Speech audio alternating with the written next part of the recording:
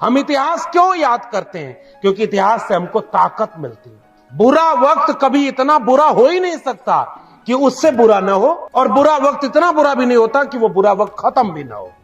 तो विचार को हिंसा से नहीं रोका जा सकता। काश ये बात आज के जिले इलाही को भी समझ में आ जाती, जो चाहते हैं कि जेल में डाल देंगे, जो चाहते हैं कि गोली से रोक देंगे, जो चाहते हैं कि केस मुकदमा करके रोक देंगे। अगर आप हमें यह कह के सुनने आए हैं तो ये आपका बड़प्पन है कि आप हमसे कुछ सीख रहे हैं। नहीं साहब, हम सब एक दूसरे से कुछ सीखने आए हैं। हम सीखना चाहते हैं कि विपरीत परिस्थितियों में लड़ाई लड़ी कैसे जाती है। हम सीखना और जानना चाहते हैं कि विपरीत परिस्थितियों में जो लड़ाई लड़ रहा है उसके साथ खड़े होना हमारे समाज की जिम्मेदारी है, और समाज खड़ा हुआ। मैं फिर से अपने ही संदर्भ से एक बात कह रहा हूं, यह किताब लिखा बहुत खुशी में नहीं लिखा था। नौकरी से निकाला गया 14 साल पढ़ाने के बाद। 14 साल में 40 बार मुझे रिन्यूअल लेटर मिला। 40 बार मुझे कहा गया कि तुम एक अच्छे प्रोफेसर बन सकते हो, ये लो अगले 4 महीने के लेटर ले जाओ। इलाहाबाद यूनिवर्सिटी का topper, gold medalist of the batch. और मुझे पढ़ाने वाले मेरे प्रोफेसर ने उस दिन बोला था, और इस किताब में भी मैंने ये जिक्र किया है, हीरो के बच्चे गाय भैंस चराना छोड़ करके अगर यूनिवर्सिटी टॉप करने लगे तो हमारे बच्चे कहां जाएंगे।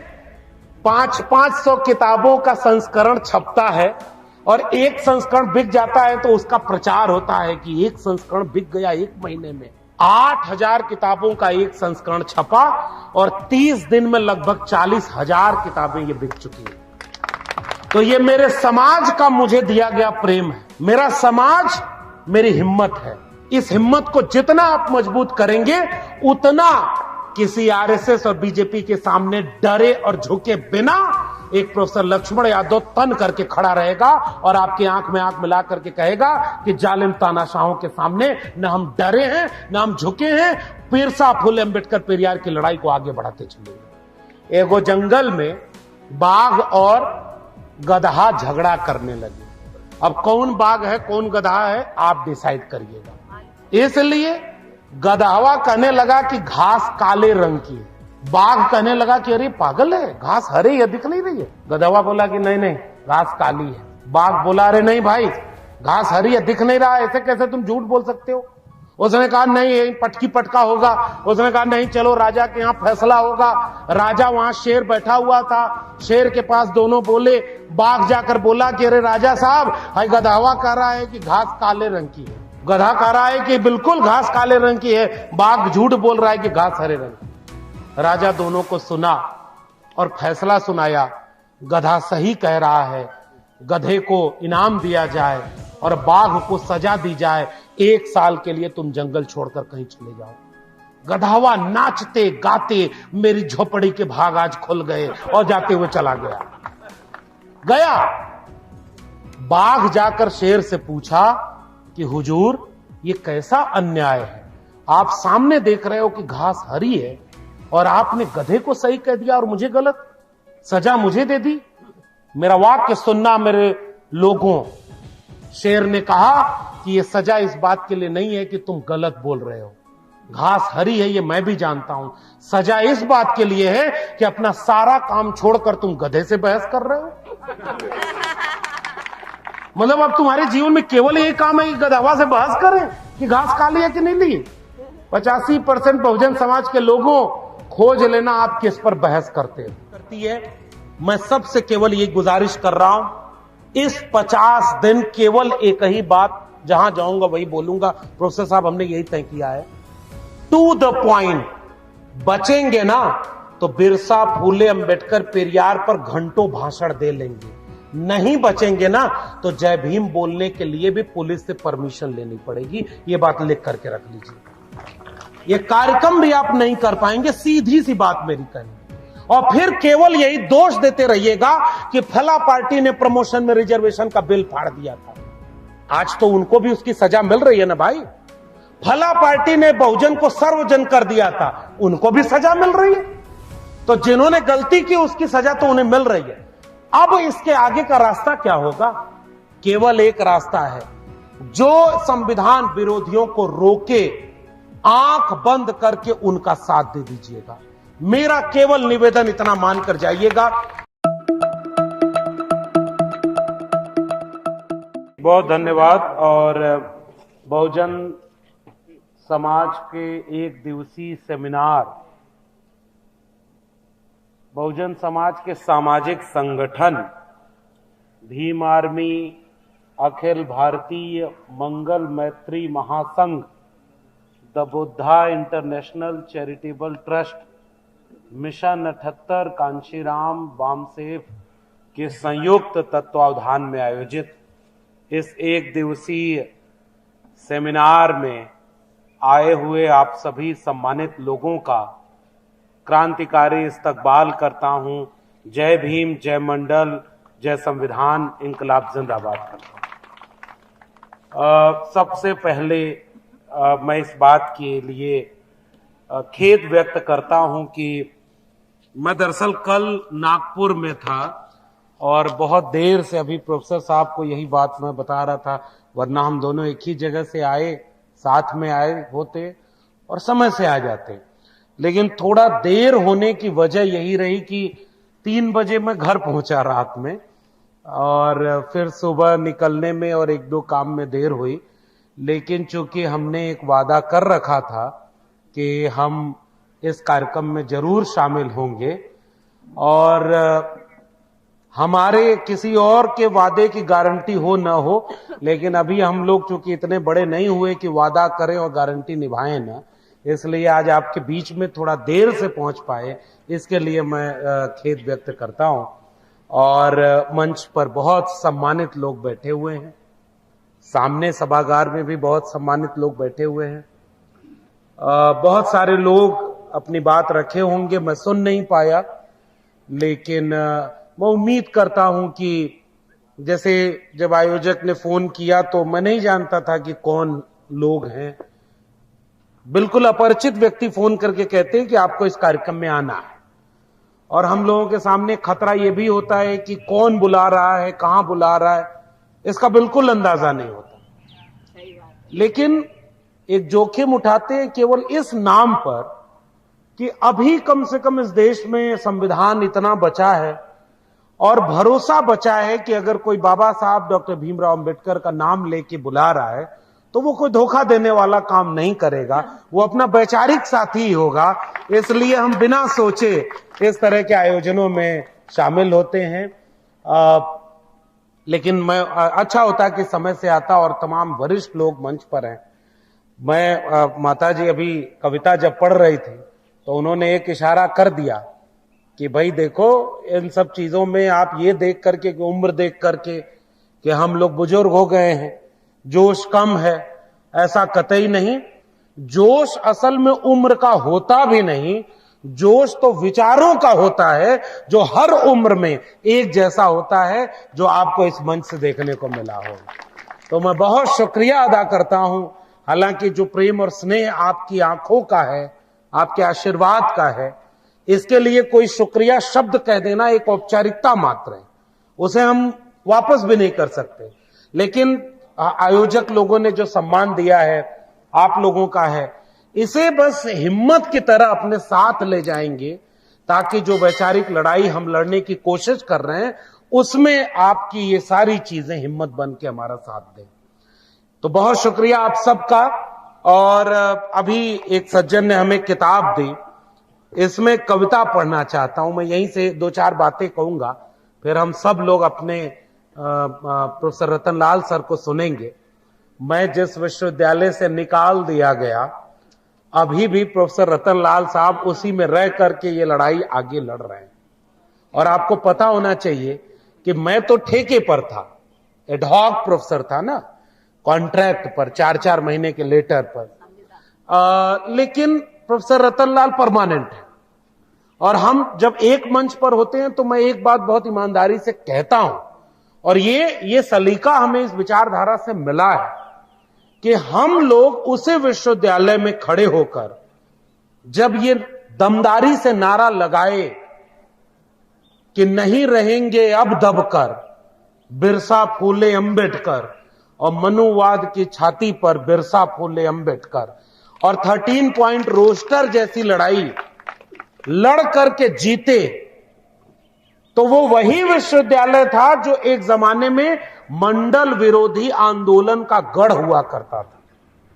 और जब हम लोग लड़ रहे थे तो सैकड़ों लोग थे, लेकिन जब हमसे बहुत पहले प्रोफेसर रतन लाल जी जैसे लोग इस विचारधारा की लड़ाई लड़ना शुरू किए तो बहुत थोड़े से लोग थे।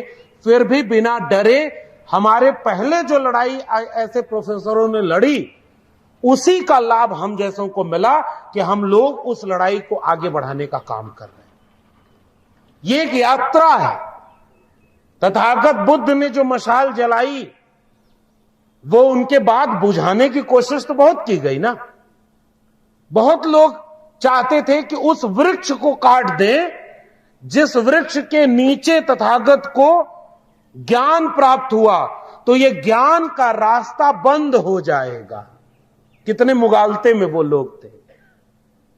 कुछ लोगों ने यह सोचा कि लाइब्रेरी में आग लगा दो, किताबों को जला दो, जितने लोग भंते बने थे उनको मार डालो, तथागत बुद्ध का विचार खत्म हो जाएगा।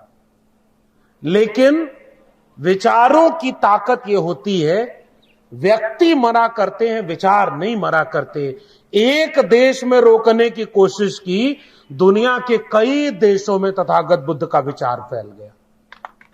तो विचार को हिंसा से नहीं रोका जा सकता। काश ये बात आज के जिले इलाही को भी समझ में आ जाती, जो चाहते हैं कि जेल में डाल देंगे, जो चाहते हैं कि गोली से रोक देंगे, जो चाहते हैं कि केस मुकदमा करके रोक देंगे। मैं क्यों प्रोफेसर रतन लाल से यह बात शुरू कर रहा हूं? मैं कॉन्ट्रैक्ट पर टीचर था तो मुझे निकाल दिया, नौकरी छीन ली। लेकिन प्रोफेसर रतन लाल को अभी तक प्रमोट नहीं किया है। अभी आएंगे, वो अपनी बात भी बताएंगे। मेरे कॉलेज के एक प्रोफेसर 1.5 पन्ने का आर्टिकल लिख करके प्रमोट होकर के प्रोफेसर बन गए, एसोसिएट से प्रोफेसर बन गए। 3 लाख रुपए शायद तनख्वाह है, 1.5 पन्ने। मेरे कॉलेज के प्रोफेसर कुंजी लिख करके लोग प्रिंसिपल बन गए, और जो देश भर में विचारों का प्रोफेसर बना है आज भी उनको प्रमोट नहीं किया, इसलिए ताकि डर जाए। लक्ष्मण यादव को नौकरी से निकाल दोगे तो बाकी लोग जो देश भर में होंगे वो डर जाएंगे कि अगर विश्वविद्यालय में रह करके आप बोलेंगे तो या तो प्रोफेसर रतन लाल की तरह आपका प्रमोशन रोक दिया जाएगा, या तो लक्ष्मण यादव की तरह आपको नौकरी से निकाल दिया जाएगा। उनको लगा था कि नौकरी से निकाल देंगे तो चुप हो जाएगा, डर जाएगा, गिड़गिड़ाने लगेगा कि नहीं हुजूर, कैसे मेरे घर का रोटी चूल्हा चलेगा, मुझे नौकरी दे दो। हमने तय किया कि जुल्म के साए में लब खोलेगा कौन, और हम भी चुप रहे तो फिर बोलेगा कौन।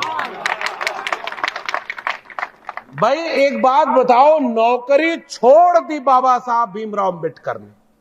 हम इतिहास क्यों याद करते हैं? क्योंकि इतिहास से हमको ताकत मिलती है। बुरा वक्त कभी इतना बुरा हो ही नहीं सकता कि उससे बुरा ना हो, और बुरा वक्त इतना बुरा भी नहीं होता कि वो बुरा वक्त खत्म भी ना हो।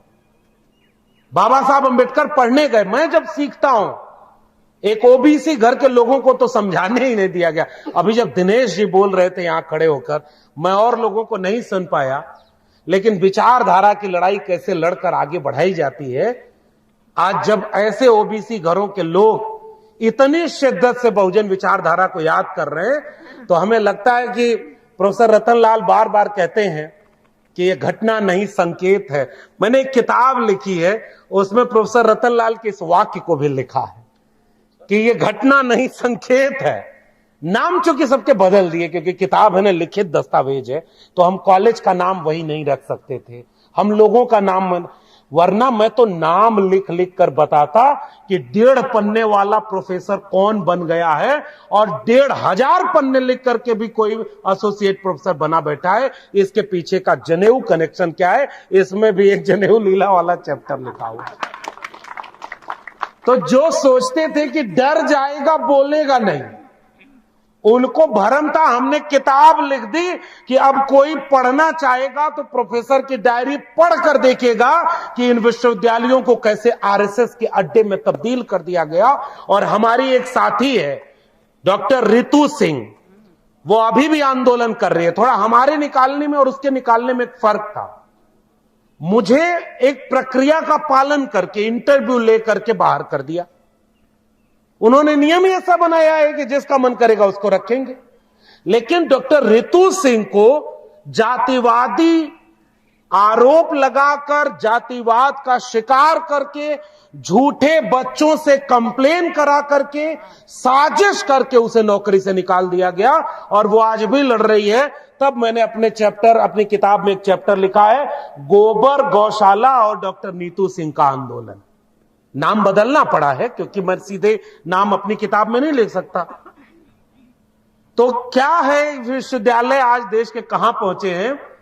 जहां डॉक्टर रितु सिंह आंदोलन कर रही है, उसी के 10 कदम पर एक कॉलेज है जिसमें गौशाला बनाने का प्रस्ताव पास किया गया था। मतलब जहां देश के स्कूल, कॉलेज, विश्वविद्यालय में रिसर्च होना चाहिए ना, वहां गोबर और गौशाला की बात हो रही। तब इसमें एक चैप्टर देखा कि बीएचयू का एक पॉलिटिकल साइंस डिपार्टमेंट का प्रिंसिपल अपने कैंपस के सामने प्रेस कॉन्फ्रेंस करता है कि हम बीएचयू कैंपस में गोबर से विज्ञान ढूंढ करके उससे खाद और उससे औषधि बनाने का काम करेंगे। तो उसने डीयू वालों को लेटर भेजा कि तुम जो अपने डिग्री कॉलेज में गौशाला बना रहे हो, उससे गोबर सप्लाई करना बीएचयू। बाद में पता चला कि नहीं, सप्लाई नहीं हो पाएगा क्योंकि डीयू ही अब ज्यादा गोबर जरूरत है उसको, इसलिए बाहर गोबर नहीं भेज पाएगा। हमने अपनी आंखों से अपने विश्वविद्यालयों को गाय, गोबर, गौमूत्र में जाते देखा है, इसलिए हमारी जिम्मेदारी थी कि ये किताब लिखकर लोगों को बताएं। प्रोफेसर तो बहुत होंगे ना, लेकिन आप भी अगर जानते होंगे किसी प्रोफेसर का नाम, तो वो प्रोफेसर रतन लाल का नाम जानते होंगे, क्योंकि वो केवल नौकरी करके, प्रोफेसर रतन लाल कहते हैं कि पेट पूजवा लोग हैं। पेट पूजवा, हमने बहुत कुछ सीखा है एक दूसरे से। तो पेट पालने का काम तो बहुत लोगों ने किया, और जिस मान्यवर कांशीराम का इस आयोजन समिति में एक संगठन बना हुआ है, उन्होंने एक नारा दिया था, पे बैक टू सोसाइटी। आज तमाम बड़े बड़े प्रोफेसर, कुछ एक वाइस चांसलर भी होंगे, प्रिंसिपल भी होंगे, उनको देश में कोई नहीं जानता, लेकिन प्रोफेसर रतन लाल को लोग जानते हैं। और एक प्रोफेसर जिसकी नौकरी छीन ली, उसको नहीं, ये तो आपका बड़प्पन है। मतलब मैं एक बात बस कहना चाह रहा हूं, और अपने लोगों को यह कहना चाह रहा हूं, हमारे बहुत सारे साथियों ने जाकर शाखा ज्वाइन की। प्रोफेसर साहब बैठे हुए हैं, ये इस बात की तस्दीक करेंगे। शाखा ज्वाइन की, वहां जाकर के कहने लगे कि मैं सबसे बड़ा हिंदू हूं, और उनको नौकरी मिल गई, परमानेंट हो गए, वो प्रोफेसर बन गए, वाइस चांसलर बन गए, प्रिंसिपल बन गए, लेकिन उनको कोई पूछने वाला नहीं है। बिना नौकरी के भी इतना आंख में हमारे खुददारी बची है कि आपके सामने खुलेआम आके कहते हैं कि चाहे नौकरी गई या रहे, उनके सामने हमने झुकना कबूल नहीं किया, और आज भी यहां आपके आंख के सामने खड़े। अगर मैं झुक जाता तो यहां खड़े होकर बाबा साहब पर लंबी लंबी फेंकने, भाषण देने नहीं आ पाता। हालांकि बहुत सारे लोग ऐसा कर रहे हैं, हालांकि बहुत सारे लोग जोर से जय भीम बोलते हैं, बाबा साहब के मिशन की बात करते हैं, और वहां जाके कहते हैं कि हुजूर अब की अगर हमको एक कमेटी में रख लेते तो हम भी बाहर जाकर के जोर से धर्म का नारा लगाएंगे। बाबा साहब को किसने धोखा दिया? अपने लोगों ने भी तो धोखा दिया। जो दुश्मन वैचारिक है, वो तो जो काम कर रहा है वो तो आपके सामने। इसलिए मैं सबसे पहले आज बहुत सारी बातें नहीं करूंगा। हम प्रोफेसर रतन लाल जो मुझसे बातें रहेंगी वो बोलेंगे और एक दिशा दिखाएंगे। मैं 2-3 बातें ही करने आया हूं, क्योंकि बहुत सारी बातें तो आप हमारी सुनते ही रहते हैं यूट्यूब पर। आज आप इतने वरिष्ठ लोग हैं, अपने अपने क्षेत्र के बहुत वरिष्ठ लोग होंगे। मैं इसीलिए जब माता जी के जिक्र कर रहा था तो मैंने कहा कि मुझे ऐसे मंचों पर कई बार संकोच होता है, एक हिचक होती है कि जितनी मेरी उम्र होगी उससे ज्यादा उम्र जिन लोगों ने संघर्षों में खपा दिया, वो मंच पर बैठे होते हैं, सामने बैठे होते हैं। इसलिए उनके सामने हम कौन सी नई बात ऐसी कह देंगे जो आज तक नहीं कही गई, या मेरे पास कौन सी ऐसी नई बात है जो बाबा साहब ने नहीं कहा हो। मानवर कांशीराम ने नहीं कहा हो। वो बातें ऑलरेडी कही गई हैं। इस कार्यक्रम का मकसद यह होता है कि हम आपसे हिम्मत लें और आप हमसे थोड़ी हिम्मत लें, और जब इस कार्यक्रम के बाद अपने इलाकों में वापस लौटें तो इस मिशन के कारवां को आगे बढ़ाने की कोशिश करें। इससे ज्यादा इस कार्यक्रम का कोई मकसद नहीं है। अगर आप हमें यह कह के सुनने आए हैं तो यह आपका बड़प्पन है कि आप हमसे कुछ सीख रहे हैं। नहीं साहब, हम सब एक दूसरे से कुछ सीखने आए हैं। हम सीखना चाहते हैं कि विपरीत परिस्थितियों में लड़ाई लड़ी कैसे जाती है। हम सीखना और जानना चाहते हैं कि विपरीत परिस्थितियों में जो लड़ाई लड़ रहा है उसके साथ खड़े होना हमारे समाज की जिम्मेदारी है। और समाज खड़ा हुआ। मैं फिर से अपने ही संदर्भ से एक बात कह रहा हूं। यह किताब लिखा बहुत खुशी में नहीं लिखा था। नौकरी से निकाला गया 14 साल पढ़ाने के बाद। 14 साल में 40 बार मुझे रिन्यूअल लेटर मिला। 40 बार मुझे कहा गया कि तुम एक अच्छे प्रोफेसर बन सकते हो, ये लो अगले 4 महीने के लेटर ले जाओ। इलाहाबाद यूनिवर्सिटी का topper, gold medalist of the batch. और मुझे पढ़ाने वाले मेरे प्रोफेसर ने उस दिन बोला था, और इस किताब में भी मैंने ये जिक्र किया है, हीरो के बच्चे गाय भैंस चराना छोड़ करके अगर यूनिवर्सिटी टॉप करने लगे तो हमारे बच्चे कहां जाएंगे। और तब मैं ओबीसी लोगों को एक बात बार बार कहना चाहता हूं। दिनेश जी ने बहुत अच्छा भाषण दिया। मानवर कांशीराम को हम इसीलिए याद करते हैं। इस देश में बाबा साहब अंबेडकर के लिए पहली साजिश ये की गई कि उनको मिटा दिया जाए, कोई जानने ना पाए। 1980 में जाकर उनका पहला समग्र संकलन प्रकाशित हुआ। 1990 में जाकर उनको भारत रत्न मिला। अब तो भारत रत्न ऐसा हो गया है कि एक तुम ज्यादा नाराज हो, एक तुम भारत रत्न रख लो, एक तुमको दिक्कत है, तुम्हारा वोट चाहिए, अच्छा एक गठबंधन तोड़वाना है, एक भारत रत्न तुम भी रख लो। ऐसे भारत रत्न बांटा जा रहा है, उसका कोई कदी नहीं बचा। कल्पना करिए कि जिस भारत रत्न को बाबा साहब डॉक्टर भीमराव अंबेडकर को दिया गया, उसी भारत रत्न को ऐसे लोगों को भी दिया गया जिन्होंने इस देश में सांप्रदायिकता की आग लगाई। उस रत्न में कितना रत्न बचा हुआ है। लेकिन जब तुमने भारत रत्न बाबा साहब को नहीं भी दिया था ना, वो अपने विचारों से विश्व रत्न बन चुके थे और आगे भी बने रहेंगे। इसलिए हम बाबा साहब अंबेडकर को अपना नायक मानते हैं। उन्हें भी यह साबित करने की कोशिश की गई कि अगर बाबा साहब को मिटा ना पाओ तो दलितों का नेता बना दो, केवल दलितों के नेता हो जाए। मानवर कांशीराम उस शख्स का नाम है जिसने 85% की बात करते हुए कहा कि चमचा युग एक किताब लिखी है। मेरा बड़ा प्रिय वाक्य है। और जब हम लोग विद्रोही लोग एक जगह जुट जाते हैं तो एक दूसरे को हिम्मत देते हैं। मानवर कांशीराम ने लिखा कि जिन्हें जवानी में चमचागिरी की लत लग जाती है, उनकी सारी उम्र दलाली में गुजर जाती है। समझदार को इशारा काफी। आपके भी आसपास कुछ चम्मच घूम रहे होंगे। और एक ही किताब लिखी है मानवर कांशीराम ने। देखिए, सबके लड़ने का तरीका अलग होता है। मानवर कांशीराम से लोग कहते थे कि आप किताबें लिखिए। मानवर कांशीराम ने कहा जितना लिखना था बाबा साहब ने लिख दिया। बाबा साहब ने किताबों को जोड़ा, मैं लोगों को जोड़ूंगा।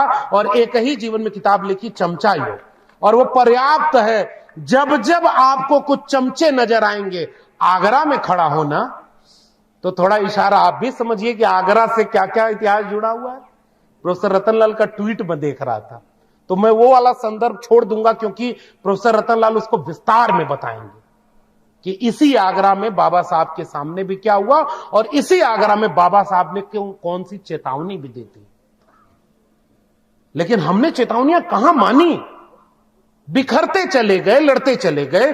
इसलिए मैंने कहा कि समाज अगर साथ न खड़ा हो तो ये लंबे चौड़े भाषणों से कुछ नहीं होने वाला।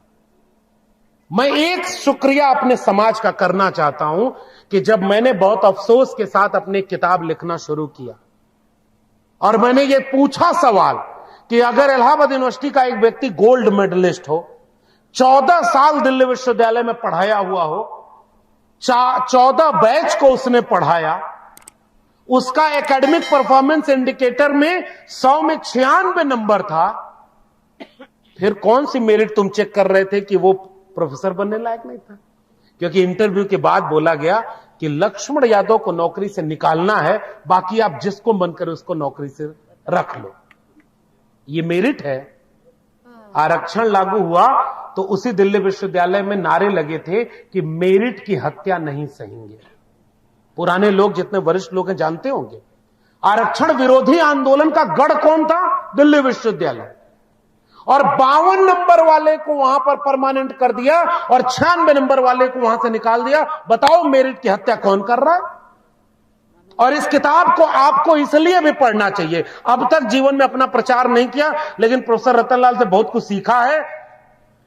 वो इशारे में बस कह रहा हूं कि अगर अपने से अपने समाज को बात नहीं बताई जाएगी तो हमारा समाज भी ताली उली बजाकर चला जाता है। फूल माला तो खूब पहनाता है, लेकिन उसके बाद इसलिए समझदार को इशारा का भी बहुत प्रबुद्ध लोग यहां बैठे हुए।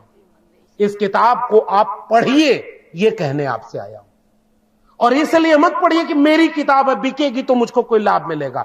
इसलिए पढ़िए क्योंकि हमारे और आपकी विचारधारा की लड़ाई स्कूल, कॉलेज और विश्वविद्यालय की लड़ाई थी, कलम और किताब की लड़ाई थी। और आज आपकी स्कूल, कॉलेज, विश्वविद्यालय कितने बर्बाद हो गए, इसको जानने के लिए इस किताब को पढ़ना चाहिए आपको।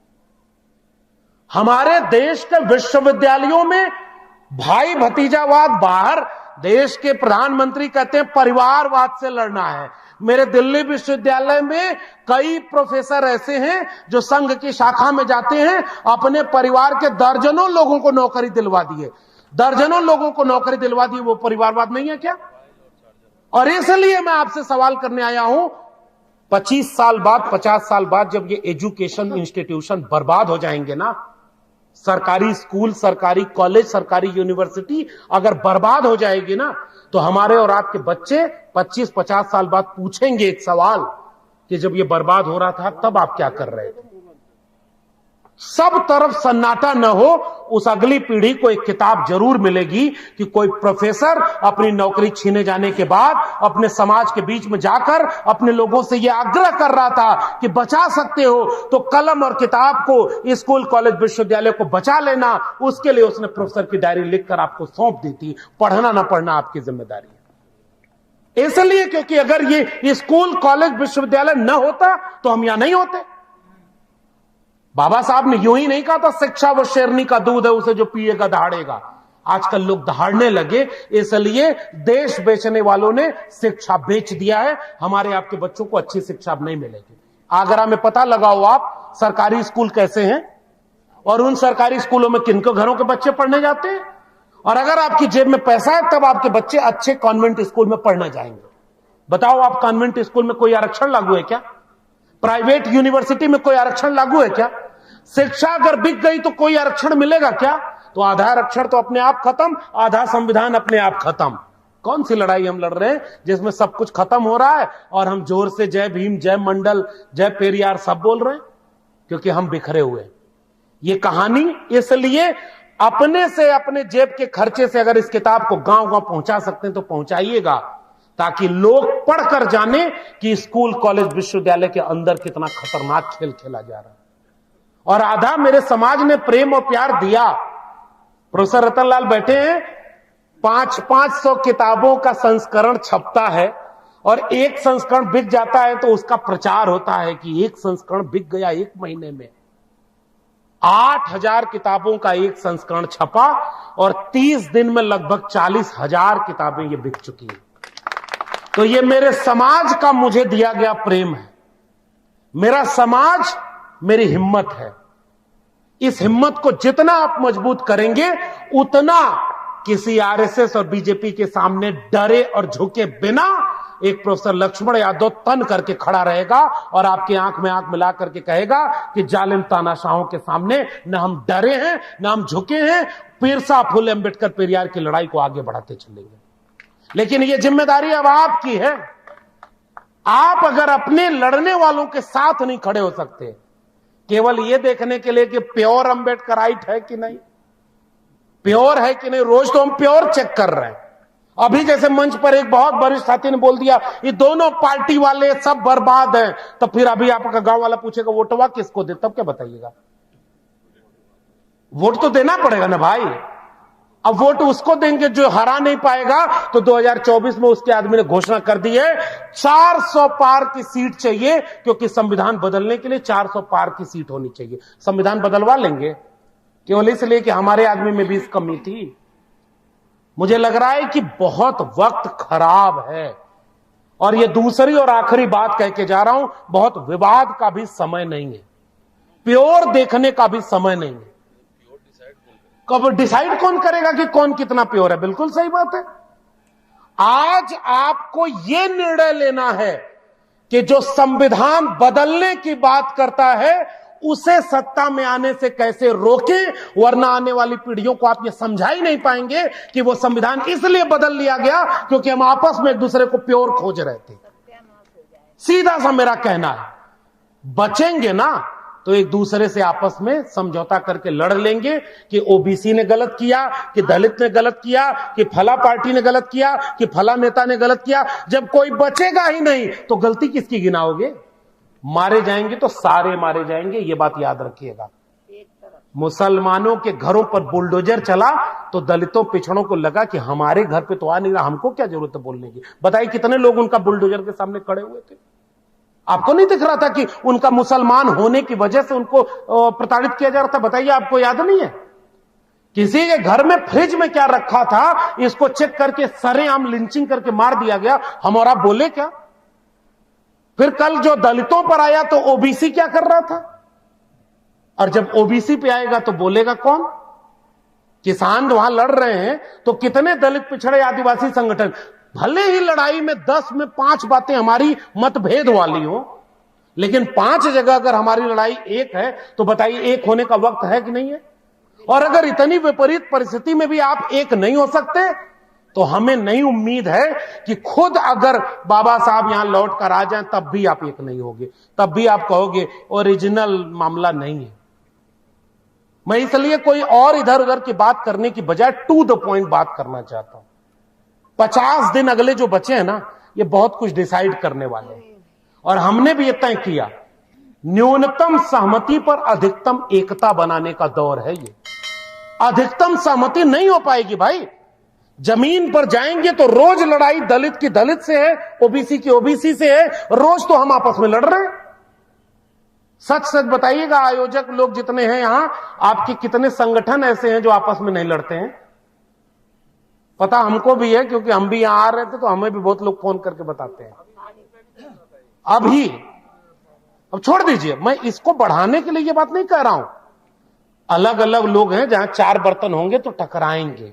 बुरा ये नहीं है कि अलग अलग संगठन है आपस में लड़ते हैं, लड़ते हैं इसलिए क्योंकि जिंदा है, लेकिन जब जरूरत पड़े तो एक हो सकते हैं कि नहीं, असली इम्तिहान आपका यहां है। इतना सा मेरा निवेदन है, आप लड़िए, आप आपस में बटिए, क्योंकि भाई 3600 गुण देख करके तो ब्याह शादी का मेल होता है महिला और पुरुष में, और वो भी जीवन भर लड़ते रह जाते हैं। तो यहां तो अलग अलग संगठन है, अलग अलग विचार है। एक बात बताइए, गलत कर रहा हूं कि सही? इसलिए और इधर उधर की बात करने का समय नहीं है भाई। आज इस मंच पर खड़े होकर बाबा साहब अंबेडकर ने यह किया, मान्यवर कांशीराम ने यह किया और जगदेव बाबू ने यह किया।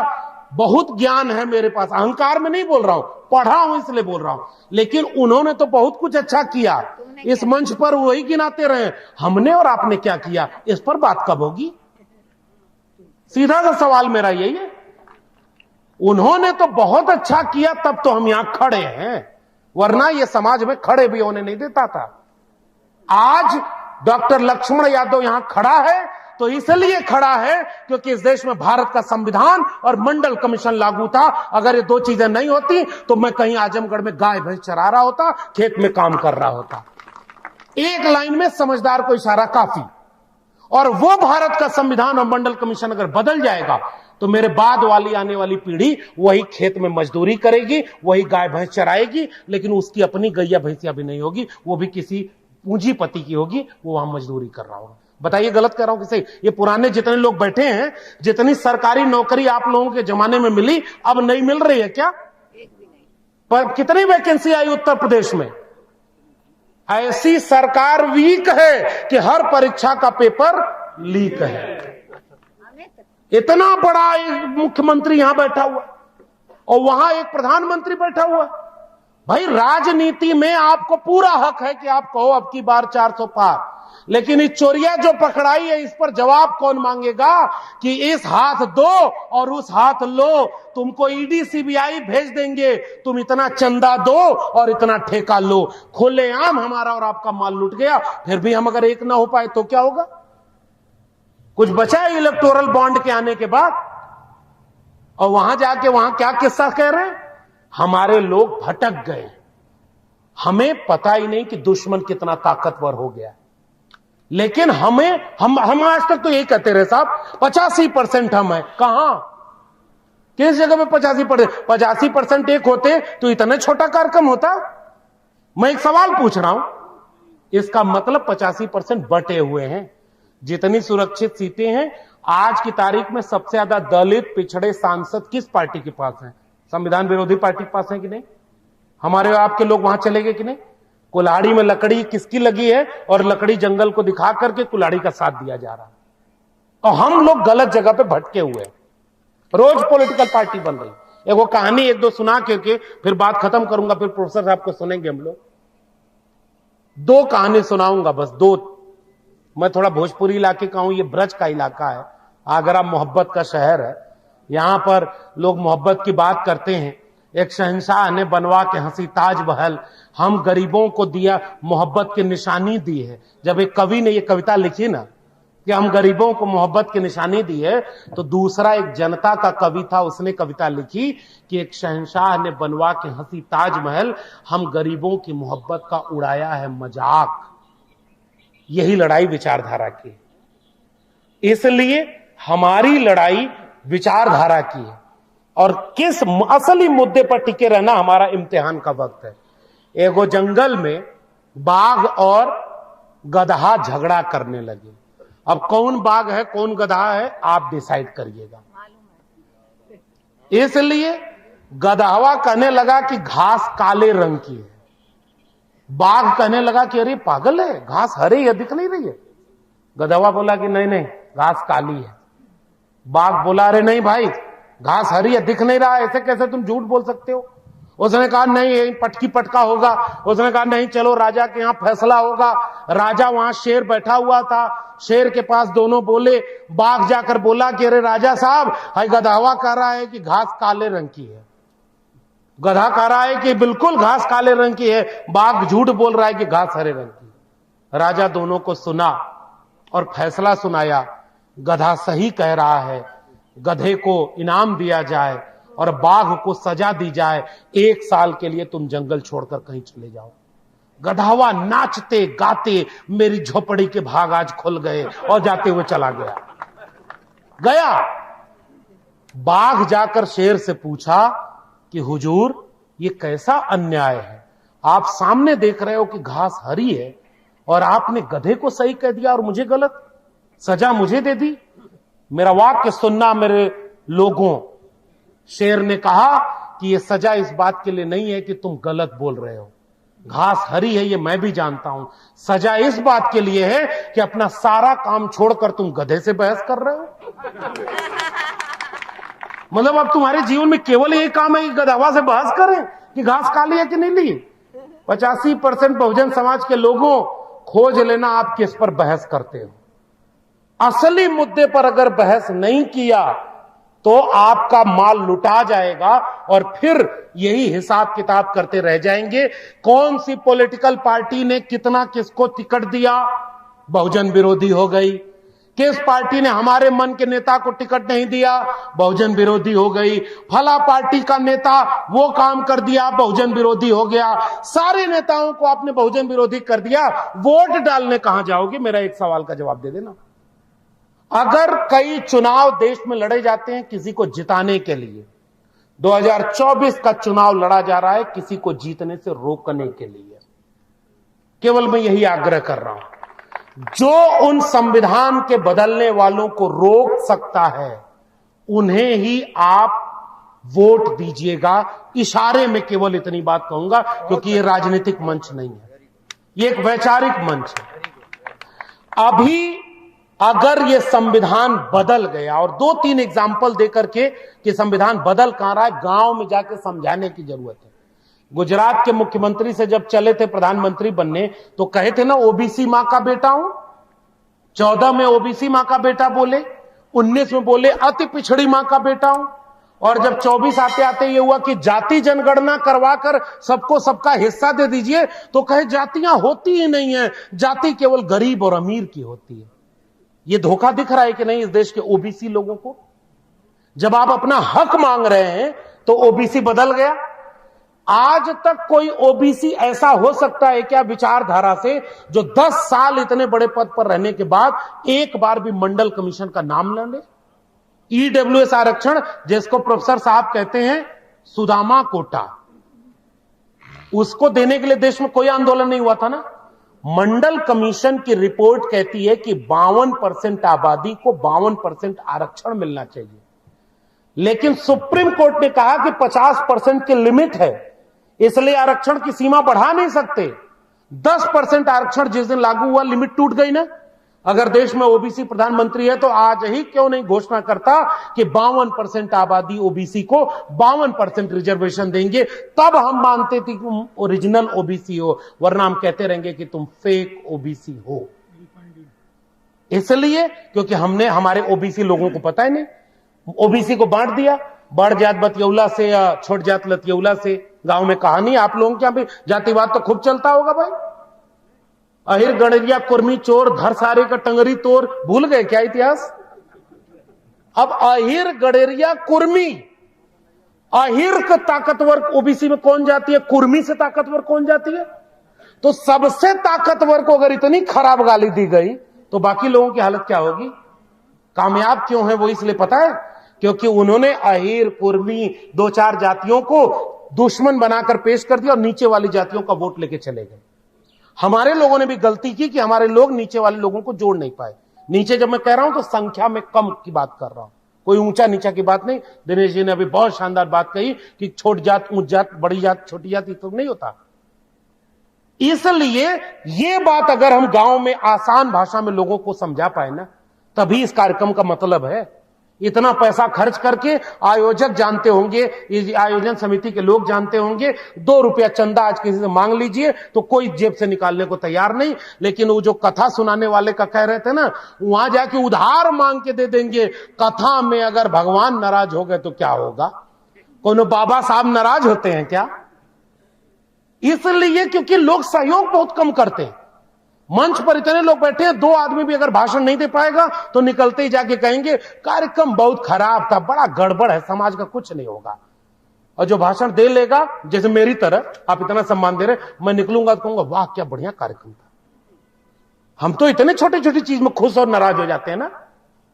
माला पहनाया, किसको नहीं पहनाया, अरे ये सब पहनने और पहनाने का मौका ही खत्म हो रहा है। हमारे जैसे लोगों के सामने भी कल हम जेल में होंगे कि कहां होंगे ये हमको भी पता नहीं, इसलिए हम अपनी जिम्मेदारी निभाने आपके बीच में आए।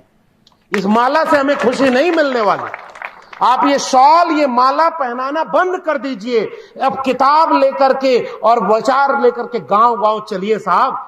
किसी से गलती हो जाए ना तो जितने ताकतवर जाति के लोग हैं ना, जैसे मैं यादव जाति का हूं, तो मैं यादवों को एक पैगाम देना चाहता हूं।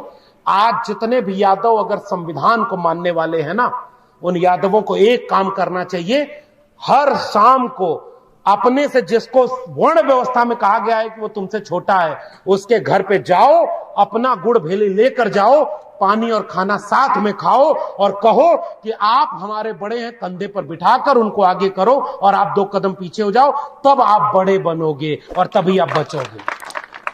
मैं एकदम व्यवहारिक बात करने आया हूं।